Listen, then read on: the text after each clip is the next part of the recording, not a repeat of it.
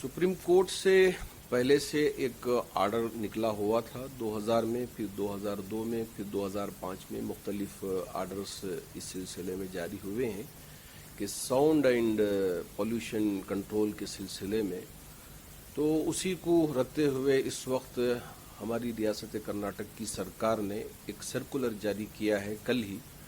उस सिलसिले में हमने यहाँ के पुलिस महकमे से भी बात की है और हुकूमत के अफराद से भी बात की है।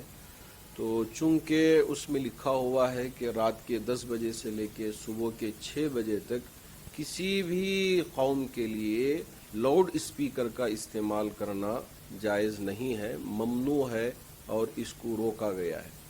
ऐसे में अब चूंकि हमारी फजर की अजान सुबह 5 बजे या 5:30 बजे या 5:15 बजे जब होती है तो यहाँ मुश्किलात पेश आ सकती हैं।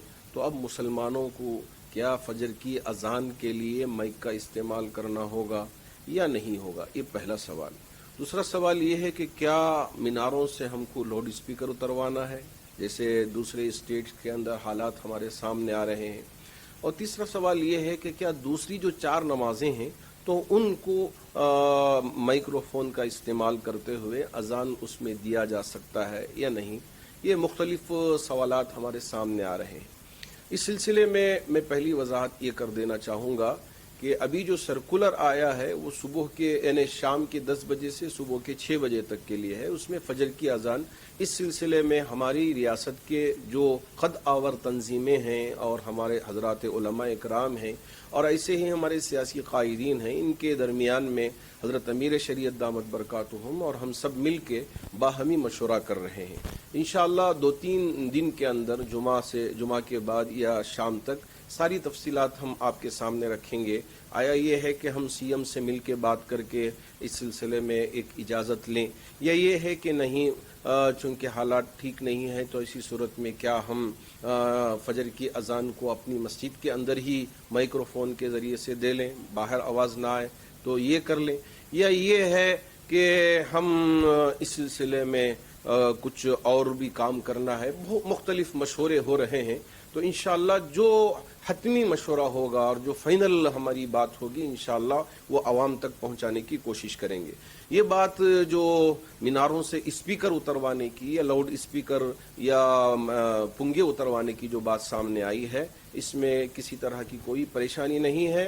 मस्जिद की कमेटियां इस पर बिल्कुल तवज्जो ना दें, बल्कि वो स्पीकर रहेंगे। अलबत्ता चूंकि हमारे लिए सुप्रीम कोर्ट का आदेश है कि इतने डीबी के अंदर ही साउंड रहना है, तो आप बराए मेहरबानी जो डिवाइस तैयार करवाया गया है साउंड को कंट्रोल करने के लिए, हर मस्जिद की कमेटी उस डिवाइस को लगा लें ताकि बकिया जो अजानें हैं वो भी उसी डिजिबल के अंदर हम दे सकें और कभी किसी के लिए कोई परेशानी ना आ सके। तो जितने भी हमारे यहाँ मीनारों पे पुंगे हों कोई परेशानी होगी नहीं। जितने डीबी के अंदर साउंड होना चाहिए ये डिवाइस कंट्रोल कर लेगा। तो अब ये मीनारों पे चढ़ना उतरवाना ये सारी परेशानियों में हमको पड़ना नहीं है। इंशाअल्लाह हजरत उलमा इकराम और हज़रत अमीर शरीयत दामत बरकातुहुम हमारी रियासत के सियासी लीडरान सब मिल के इस पर बाहमी मशवरे कर रहे हैं, तबादले ख्याल कर रहे हैं और हुकूमत के अफराद से भी बात कर रहे हैं।